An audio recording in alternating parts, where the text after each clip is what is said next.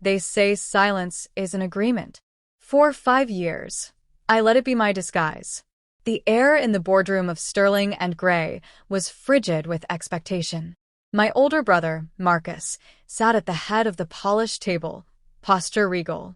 The 12 Arizona properties, Phoenix, Scottsdale, Sedona, are the core of the estate, he declared. A combined portfolio of $4.8 million. Given my hands-on management, transferring them to me is the logical conclusion.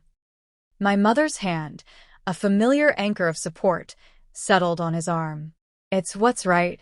My father, aging and weary, stared at his clasped hands. Julia, you see that, don't you? Marcus has the head for this. My aunt chuckled softly. You're a cultural archivist, Julia. What do you know about roofs and tenants? I kept my gaze level, my fingers laced calmly in my lap. 5 years of listening to Marcus boast about my property upgrades, my stable tenants, wearing my labor like a badge of honor. 5 years of meticulous, silent documentation. Marcus leaned back, a victor surveying the field. Quiet today. Good. I'm glad you're being reasonable about this. I turned to my father, his face a map of familiar surrender. Dad, I said, my voice cleaving the quiet. You truly have no idea, do you? The water glass he was holding slipped, thumping onto the table, water spreading like a shockwave.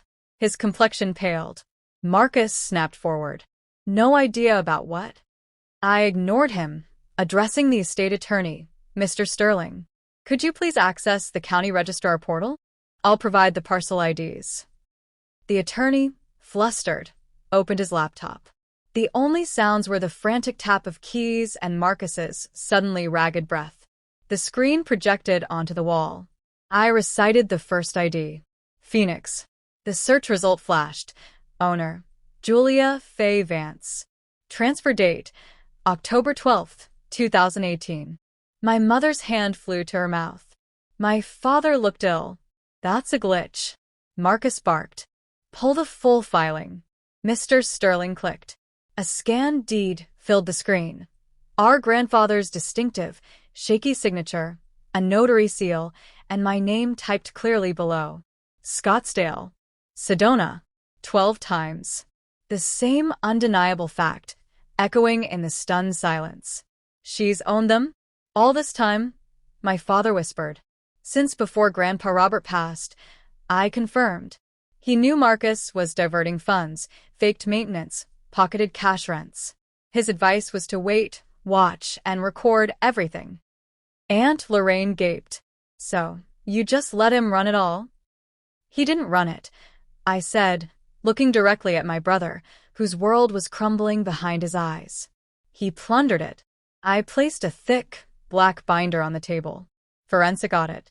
Every diverted dollar, every fabricated invoice. Total documented embezzlement, $217,600. Marcus shot up, his chair screeching. This is a calculated ambush. No, I said, unwavering. You walked willingly into a truth you never thought I'd reveal. I slid a sealed envelope to Mr. Sterling. My lawyer's civil complaint. It will be filed first thing Monday. I stood. The assets were never in dispute. Only the accountability. I left before the narrative could be rewritten in my wake. Marcus's calls blew up my phone. Desperate, furious sirens. I let them ring. Monday morning, I signed the complaint. The clerk's timestamp echoed, a period at the end of a long, silent sentence.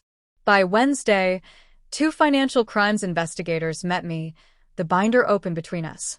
Their questions were clinical, my answers precise. Marcus's final voicemail was a raw, broken thing. I'll make it right. I didn't know you knew. As if his ignorance was an absolution. My reply was a single text, surrender all keys and codes within 48 hours. He didn't. So I had the locks changed. The first time I stood outside the Phoenix triplex as the acknowledged owner, it was just a building. Sun-bleached stucco, a lone cactus, a bicycle leaning against a wall. It was freedom, protected not by wealth, but by patient, unglamorous vigilance. That was Grandpa Robert's real inheritance. My father came to my door on Sunday, alone, defenseless. I failed to look, he said, trembling. I let the words hang, then gave him a copy of the deed transfers. The records were always public. You just chose not to see them. Tears welled in his eyes. You were formidable. I see it now. I finally believed him, because the acknowledgement carried the weight of his regret. That night, I drafted new lease addendums for every tenant, my name at the top, clear and unquestioned. For the first time in years, I slept without guarding the truth.